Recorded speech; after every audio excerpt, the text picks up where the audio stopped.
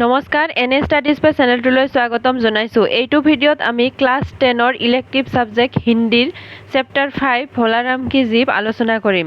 যিহেতু তোমালোকৰ first unit test বা ছেকেণ্ড ইউনিট টেষ্ট বুলি কথা নাই যে ফাৰ্ষ্ট ইউনিট টেষ্ট হৈ গ'ল মানে এইটো নাহে, তেনেকুৱা একো নহয়। এইটো হাফ ইয়াৰলি এক্সামৰ কাৰণে বহুত বেছি ইম্পৰ্টেণ্ট হয় চেপ্টাৰটো আৰু ফাইনেল এক্সামতো আহিব। সেইকাৰণে মই কি কৰিছোঁ, ইয়াতে তোমালোকৰ কবি পৰিচয় যিখিনি কবি পৰিচয় আছে, কবি পৰিচয়ৰ পৰা যিমানখিনি ইম্পৰ্টেণ্ট কুৱেশ্যন আছে মই ৰেড কালাৰ দি এইখিনি মানে মই লিখাই দিছোঁ, এডিশ্যনেল কুৱেশ্যন বনাই লিখাই দিছোঁ। তাৰপিছত কিতাপৰ কুৱেশ্যনখিনি আলোচনা কৰিম আৰু শেষত এই পাঠটোৰ পৰা কি কি অতিৰিক্ত প্ৰশ্ন আছে, ইম্পৰ্টেণ্ট অতিৰিক্ত প্ৰশ্ন গোটেইখিনি আলোচনা কৰিম।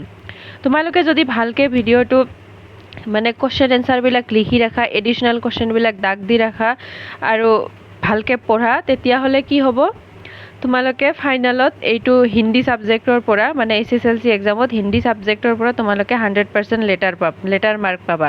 আৰু যিবিলাকে ভাবা যে তোমালোকৰ একচুৱেলি এইটোতো মানে মনৰ ধাৰণা হয় যে মই নোৱাৰোঁ, মই ভালকৈ পঢ়িব নোৱাৰিম, এইবিলাক একচুৱেলি মনৰ ধাৰণা হয়। তথাপিও যদি তোমালোকে মানে ভালদৰে জাষ্ট পাছ কৰিব খোজা, বহুত ভাল মাৰ্ক পাই 50-60 মাৰ্কছ পাই তোমালোকে পাছ কৰিব পাৰিবা যদি ভালকৈ তোমালোকে মুখস্থ কৰা। হিন্দী পঢ়োঁতে বা বুজোতে একো টান নহয়, কিন্তু হিন্দী লিখোঁতে টান হয়। যিমানে তোমালোকে ইজি ফিল নকৰা কিয়, হিন্দী লিখোঁতেই বহুতৰে ভালেখিনি ভুল হোৱা দেখা যায়। এতিয়া ভিডিঅ'টো আৰম্ভ কৰোঁ। ভোলাৰাম কা জীৱ কোনে লিখিছে এইটো? হৰিশংকৰ পৰসাই। 1922-1995 জন্ম হৈছিল আৰু মৃত্যু হৈছিল। এইখিনি পঢ়ি আলোচনা নকৰোঁ, তোমালোকক ডাইৰেক্ট কুৱেশ্যনখিনি আলোচনা কৰোঁ। কি কৈছে? হৰিশংকৰ পৰসাই जी का जन्म कब और कहाँ हुआ था? परसाई जी का जन्म सन 1922 में मध्य प्रदेश के हंसकाबाद जिले के जमानी नामक गाँव में हुआ था। মনত ৰাখিবা, যিহেতু তোমালোকে 10ৰ হয় এইটো মনত ৰাখিব লাগিব, কঠিন হ'লেও। हंसकाबाद जिले के जमानी नामक गाँव में हुआ था। किमान सनটো বেছি ইম্পৰ্টেণ্ট হয়। उन्होंने अपनी उच्च शिक्षा कहाँ से प्राप्त की? उन्होंने नागपुर विश्वविद्यालय से। এইটো ইমান ইম্পৰ্টেণ্ট নহয়, কিন্তু জন্মটো হয়। परसाई जी ने किस पत्रिका का संपादन किया था? वसुधा। এইটো बहुत बेसी इम्पोर्टेंट है। वसुधा नामक पत्रिका निकाली। हिंदी साहित्य जगत में वे किस रूप में अधिक प्रसिद्ध है? हिंदी जगतत কি ৰূপত বেছি প্ৰসিদ্ধ? ব্যংগ লেখক, মানে হিট ঠাট্টাৰ কাহিনী লিখা ব্যংগ লেখক বুলি বিখ্যাত हुए। बहुत इम्पोर्टेंट है এইটো। उन्होंने उनके प्रमुख कहानी संग्रह के नाम लिखिए। प्रमुख कहानी संग्रह कौन केटा? हंसते हैं, रोते हैं और जैसे उनके दिन फिरे। बहुत इम्पोर्टेंट है। प्रमुख कहानी संग्रह মানে কাহিনীৰ এটা কি হয়, বহুকেইটা ষ্টৰী লগাই এটা কিতাপ লিখে যে এইটো সংগ্ৰহ। দুটা হয় কি কি? हंसते हैं, रोते हैं, जैसे उनके दिन फिरे। उनके द्वारा लिखे गए प्रमुख उपन्यासों के नाम। उपन्यास কি হয়? रानी नागफनी की कहानी और तट की खोज। দুটা ইম্পৰ্টেণ্ট হয়। এই সাহিত্য কৃতিখিনি বেছি ইম্পৰ্টেণ্ট হয়। परसाई जी के निबंध के मुख्य विषय क्या है? निबंध रचनाবিলাক যে লিখিছিল, নভেলবিলাক যে লিখিছিল, মুখ্য বিষয়টো কি হয়? उनके निबंध के विषय मौलिक और सामयिक है। मौलिक মানে একেবাৰে বেसिक, সাধাৰণ, আৰু सामयिक। उन्होंने समाज के फैले पाखंड, भ्रष्टाचार, शोषण और बेईमानी जैसी कृतियों पर तीखा प्रहार किया है। সমাজত যিবিলাক পাখণ্ড, ভ্ৰষ্টাচাৰ, শোষণ, বেইমানী এই কৃতিবিলাকৰ ওপৰত তীখা মানে প্ৰহাৰ কৰিছে, এইবিলাকৰ এগেইনষ্টত লিখিছে। उनकी भाषा शैली की क्या विशेषता है? भाषाটো কি ভাষাত লিখিছে? उनकी भाषा आम आदमी की बोलचाल की भाषा है। মানে সাধাৰণ মানুহ, আম আদমিয়ে যেনেকৈ কথা কয় সেইটো ভাষাতে এই মানে নিজৰ ৰচনাবিলাক লিখিছে। जिसमें बीच में अंग्रेजी शब्दों का सटीक प्रयोग किया है। और माजे माजे की व्यवहार करिसे? इंग्राजी शब्द, जो उनकी रचनाओं को रचक और प्रभावशाली बनाता है। और এইটোৱে বাকীবিলাক লিখকে এনেকৈ হিন্দীত লিখিলে ইংৰাজী ব্যৱহাৰ নকৰে, কিন্তু ইজন লিখকে কৰে। সেইকাৰণে তেওঁৰ ৰচনা মানে ৰচকৰ মাজত অধিক প্ৰভাৱশালী।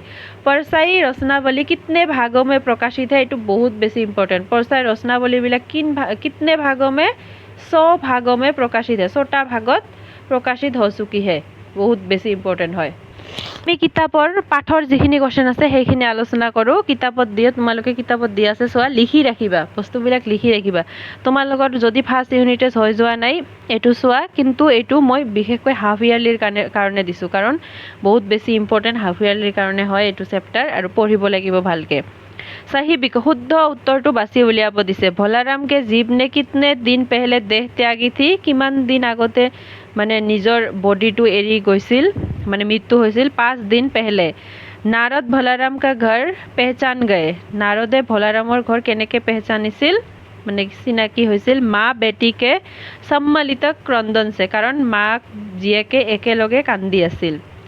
धर्मराज के अनुसार नर्क में इमारतें बनाकर रहने वालों में कौन शामिल है? नर्क में नरकत इमारते মানে বিল্ডিং বনাই থকা সকলৰ ভিতৰত কোন মানে শামিল আছে? অপৰোক্ত সবি, এই গোটেইকেইটাই ठेकेदार ইঞ্জিনিয়াৰ অৱশ্যৰ সকলোবিলাকে এই নৰকত মানে ইমাৰত বনাই আছে। बड़े साहब ने नारद को भलाराम के दरखास्त वजन रहने की सलाह दी। यहाँ वजन का अर्थ क्या है? কৈছিল ন এপ্লিকেশ্যনৰ ওপৰত वजन ৰাখিব নহ'লে উৰি যায়। এই वजन মানে কি হয়? वजन মানে रिश्वत মানে পইচা খুজিছিল, ঘুষ খুজিছিল। पूर्ण वाक्य में उत्तर दो। এতিয়া शॉर्ट क्वेश्चन उत्तर। भोलाराम का घर किस शहर में था? भोलाराम का घर जबलपुर शहर में था। भोलाराम को सेवानिवृत्त हुए कितने वर्ष हुए? सेवानिवृत्त हुए कितने वर्ष हुए? 5 वर्ष, মানে ৰিটায়াৰ হোৱাৰ কিমান বছৰ হ'ল? 5 वर्ष।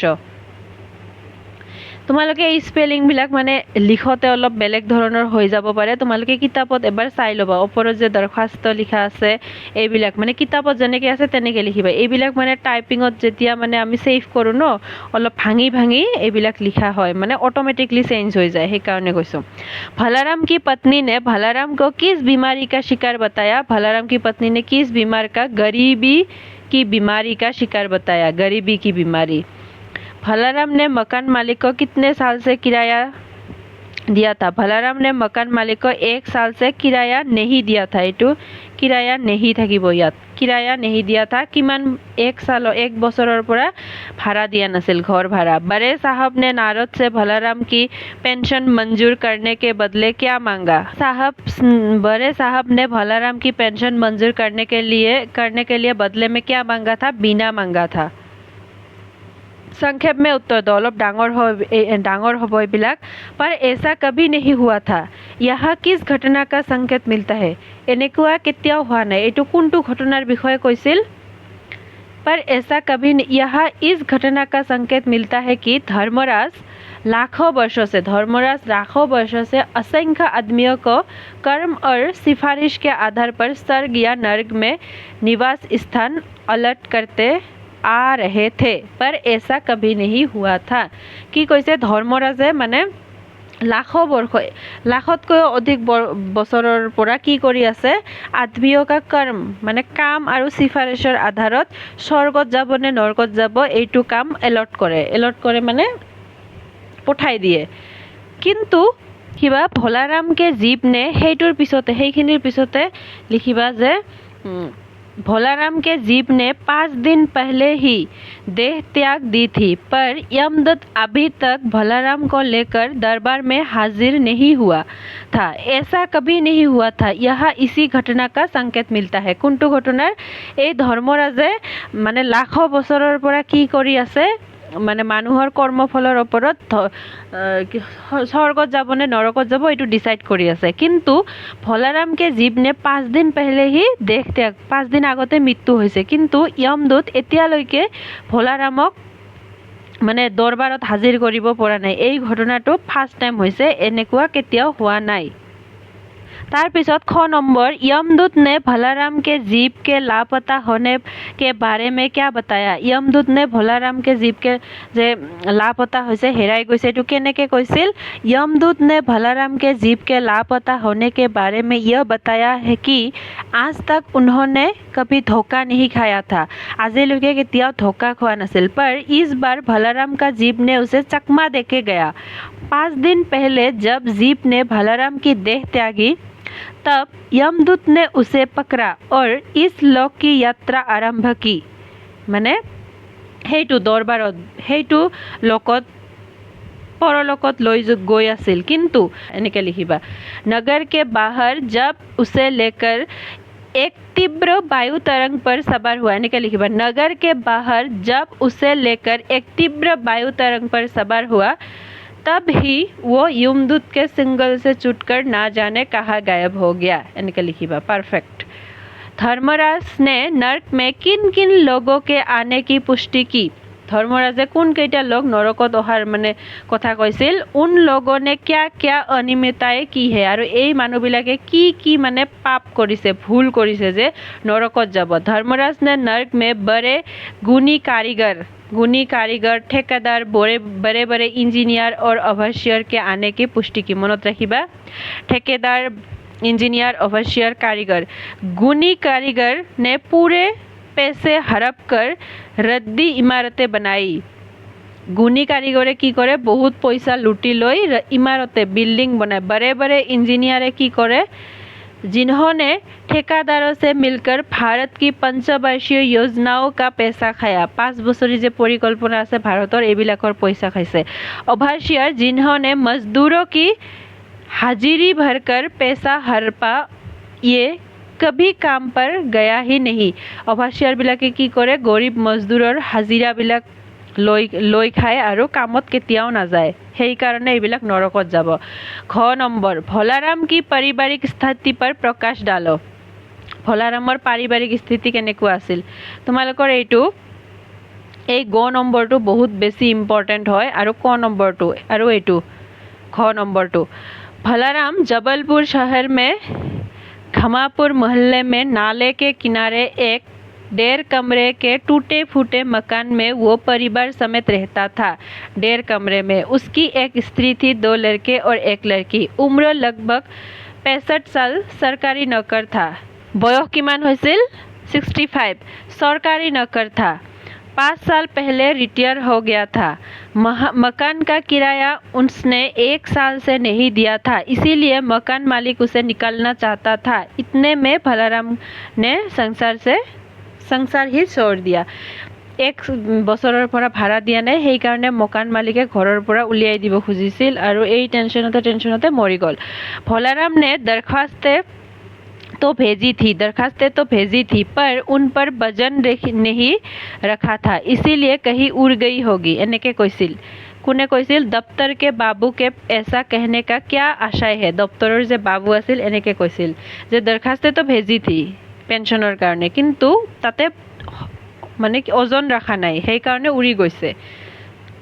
এইটোৰ মিনিং কি হয় এটো বহুত বেছি ইম্পৰ্টেন্ট হয় তোমালোকৰ পৰীক্ষাৰ কাৰণে भलाराम ने दरखास्तें तो भेजी थी वजन नहीं इसीलिए कहीं उड़ गई होगी दफ्तर के बाबू के ऐसा कहने का आशय ये था कि वर्तमान समय समाज व्यवस्था में फैले भ्रष्टाचार के वशीभूत होकर दफ्तर के बाबू ने ऐसा कहा বৰ্তমান সময়ত যে সমাজ ব্যৱস্থা এইটোৰ যে ভ্ৰষ্টাচাৰ চলি আছে এইটোৰ মানে কিহত কৈছে এইটোৰ মিন কৰি এই কথাটো কৈছে ये कहने का मूल आशय ये था कि आजकल रिश्वत के बिना काम नहीं होता और भलाराम ने दरखास्तें के साथ रिश्वत ना भेजने के कारण उनके पेंशन की मंजूरी नहीं मिली थी वशीभूत होकर दफ्तर के बाबू ने ऐसा बोला था और এইটো কিয় কৈছিল কাৰণ আজিকালি पैसार अबिहने बा घुसर अबिहने एकु काम নহয় सबने नारद को क्या सलाह दी चौकीदार जने की सलाह दिसिल नारद को सलाह दी कि महाराज आप क्यों इस झंझट में पड़ गए महाराज अपनी क्यों इस झंझटत परिसे आप अगर साल भर भी यहाँ चक्कर लगाते रहे तो भी काम नहीं होगा अपनी यदि 1 বছৰ ইয়াতে ঘুৰি থাকে তো आप सीधे बड़े साहब से मिलिए डायरेक्ट डांगर साहबक लॉक करक बड़े साहब ने नारद को भलाराम के पेंशन केस के बारे में क्या बताया बड़े साहब ने नारद को भलाराम के पेंशन केस यह बताया कि दरख्वास्त नारद है बैरागी दफ्तर के रीति रिवाज नहीं जानते अपनी दफ्तर रीति रिवाज ना जाने हे बैरागी दफ्तर रीति रिवाज ना जाने असल में भलाराम ने गलती करी से भाई ये भी एक मंदिर है एटू एटा मंदिर है यहाँ भी दान पुण्य करना पड़ता है भेंट चढ़ाने पड़ती है आप भलाराम के आत्मीय मालूम होते हैं, भलाराम की दरखास्तें उड़ रही है, इन पर वजन रखिए এনেকে কৈছিল মানে এক্সাক্ট এনেকে কথাটো কৈছিল সেইকাৰণে এনেকে লিখা হৈছে যে हे बैरागी दफ्तर के रीति रिवाज नहीं जानते, असल में भलाराम ने गलती की भाई, यहाँ भी मंदिर ये भी एक मंदिर है, यहाँ भी दान पुण्य करना पड़ता है এনেকে কৈছিল। भलाराम का जीव नामक व्यंग्यात्मक कहानी समाज में फैले भ्रष्टाचार एवं व्यंग्यात्मक माने কি হয় হাঁহি ধেমালিৰে মানে সমাজ ব্যৱস্থা কি কৰা ক্ৰিটিসাইজ কৰা কাহিনীকে আধাৰ पर পুষ্টি কৰক এই গোটেই কাহিনীৰ মানে কাহিনীটো কিহৰ ওপৰত হয় গোটেই কাহিনীটো পুষ্টি কৰিব কৈছে গোটেই কাহিনীটো মানে মিলিছে নে নাই নাম হিচাপত তাৰ পিছত কি বুজাব খুজিছে এইটো भलाराम का जीव शीर्षक व्यंग कहानी में कहानीकार ने यह कहा है कि आधुनिक समाज व्यवस्था में भ्रष्टाचार एवं रिश्वतखोर हर सरकारी दफ्तर में फैला हुआ है, इससे हर व्यक्ति प्रभावित है। 5 साल पहले भलाराम सरकारी नौकरी से सेवानिवृत्त हुए थे। दरखास्त देते देते उनका देहांत हुआ पर रिश्वत न देने के कारण उनकी पेंशन मंजूर नहीं की गई। यह समस्या मात्र भलाराम की ही समस्या नहीं है। 5 वर्षों तक पेंशन के लिए कार्यालय का चक्कर लगाने वाले भलाराम के परिवार का आर्थिक दयनीयता पाठकों को सोचने पर विवश कर देती है। यह कहानी सिर्फ अकेले भलाराम की नहीं है, बल्कि भारत में रहने वाले सभी आम जनता इस फैले हुए रोग के शिकार है। इसके द्वारा लेखक ने आम आदमी कि এইটো তোমালোকে মুখস্থ কৰি ৰাখিবা এইটো মুখস্থ কৰি ৰাখিলে তোমালোকে ভালেখিনি এনসাৰ কৰিব পাৰিবা কাৰণ ইয়াতে গোটেই কাহিনীখিনিয়ে মানে সামাৰি একেবাৰে সৰুকে শৰ্টকে লিখি দিয়া হৈছে সেইকাৰণে এই গোটেইখিনিয়ে মুখস্থ কৰিব এইটো বহুত ইম্পৰ্টেন্ট হয় আৰু এইটো মুখস্থ কৰিলে যিকোনো সৰু সুৰা কোৱেশ্চন ডাঙৰ কোৱেশ্চন দিলেও লিখিব পাৰিবা আশা স্পষ্ট কৰক মানে ব্যাখ্যা কৰা টাইপৰ दरखास्तें पेपर वेट से नहीं दबती दरखास्तें पेपर वेट से नहीं दबती এইটো মানে मीनिंग तो भालके लिखिब कैसे पेपर वेट का काम होता है जरूरी कागजातों को हवा के झोंकों से बचाना पेपर वेट माने कि जे पाथर तो कागजर ऊपर दिया থাকে এইটো उड़ते कागजों को तो पेपर वेट रोक लेता है उड़ी जुआ कागज खिनिक तो पेपर वेट रोकाए पर यदि किसी कार्यालय में किसी काम को करवाने के लिए खाली कागजातों के साथ पैसों का वजन नहीं देंगे तो काम नहीं बनेगा अर्थात पैसों का वजन रखना पड़ता है सिर्फ पेपर वेट से नहीं पैसों का वजन रखना पड़ता है तभी अर्जियों पर काम होगा विडंबना यह है कि आज सरकारी दफ्तर पर इसी तरह काम करवाने के लिए घूस देनी पड़ती है चपरासी से लेकर बड़े अफसरों तक घूस का सिलसिला चलता आ रहा है जो जितनी जल्दी और जितना ज़्यादा घूस दे सकेगा उसका काम भी उतनी ही जल्दी होगा माने सिर्फ पेपर वेटे कागजर किटू रखाब नोवारे आमी पैसार ओजन जदि निदिउ एकु काम নহব ये भी एक मंदिर है यहाँ भी दान पुण्य करना पड़ता है एटू माने की হয় एटू इम्पोर्टेंट হয় क्वेश्चन जैसे मंदिर में फल फूल पूजा आदि करके भगवान को प्रसन्न करते हैं ठीक इस प्रकार सरकारी अफसर के कहने का आशय परी बनता है कि काम हासिल करने के लिए रिश्वत ही देना पड़ता है सरकारी अफसर कोৱাৰ কাৰণটো কি আছিল कि काम हासिल কৰাৰ কাৰণে रिश्वत এনেকে লিখিবা रिश्वत दी या पैसों का वजन देना पड़ता है এনেকে লিখিবা এতিয়া আমি তোমালোকৰ এই পাঠটো যে পঢ়িলো ইয়াৰ পৰা কোন কেইটা কোশ্চেন ইম্পৰ্টেন্ট হয় এডিশনাল কোশ্চেন মানে অতিৰিক্ত প্ৰশ্ন যিবিলাক পৰীক্ষাত ফাইনাল পৰীক্ষাত বা হাফ ইয়াৰলি পৰীক্ষাত অহাৰ চান্স আছে এইখিনি আলোচনা কৰো परसाई जी की आरंभिक शिक्षा कहाँ हुई थी परसाई जी की आरंभिक शिक्षा गांव की पाठशाला में हुई थी এইটো কবিৰ পৰিচয় पूरा কৈছে तार पिছত उच्च शिक्षा पूरी करने के बाद उन्होंने क्या कार्य शुरू किया एमए करने के बाद उन्होंने अध्यापना टीचिंग प्रोफेसर हुआ था तार पिছত पाठ में दिए गए उनके प्रमुख निबंध संग्रह के नाम बताए पाठत दिया तेवर प्रमुख निबंध संग्रह बिलाकर नाम भूत के पाव पीछे सदाचार की ताबीज एटू बहुत बेसी इम्पोर्टेंट है भूत के पाव पीछे सदाचार की ताबीज तार पिছত एटू बेईमानी की परत এইকেইটা মনত ৰাখিবা তোমালোকে পাঁচটাই মনত ৰাখিবা কিন্তু ফাৰ্স্টৰ তিনিটা ইম্পৰ্টেন্ট হয় पाठ के अनुसार उनके व्यंग संग्रह कौन से है टिठुरता हुआ गणतंत्र विकलांग था और दौर, विकलांग श्रद्धा और दौर और तिरछी रेखाएं। बहुत इंपॉर्टेंट है ये क्वेश्चन। परसाई जी के निबंध का आकार कैसा होता है? लघु, छोटे होते हैं, माने सरू है, निबंध बिलाक रचना बिलाक सरू है। उनकी व्यंग रचनाओं में किस प्रकार की अनोखी शक्ति दिखाई गई है? तिल मिलाहट पैदा करने वाली एक अजीब शक्ति, पाठक के भीतर तिल मिलाहट पैदा करने वाली एक अजीब सी शक्ति। তোমালোকে যদি ভালকে পঢ়া মই গ্যাৰান্টি দিছোঁ বহুখিনি তোমালোকক হেল্প কৰিব, কিন্তু মুখস্থ কৰি লিখিব লাগিব। আৰু মই নেক্সট ভিডিঅ'ত বাকী চেপ্টাৰবিলাক লৈ আনি আছোঁ তোমালোকৰ হাফ ইয়াৰলিৰ কাৰণে। মই মানে পুৰা তৈয়াৰী কৰাই দিম। ভিডিঅ'টো শেষলৈকে চাইছা যদি লাইক শ্বেয়াৰ আৰু কমেণ্ট এটা কৰি দিবা। Thank you so' much.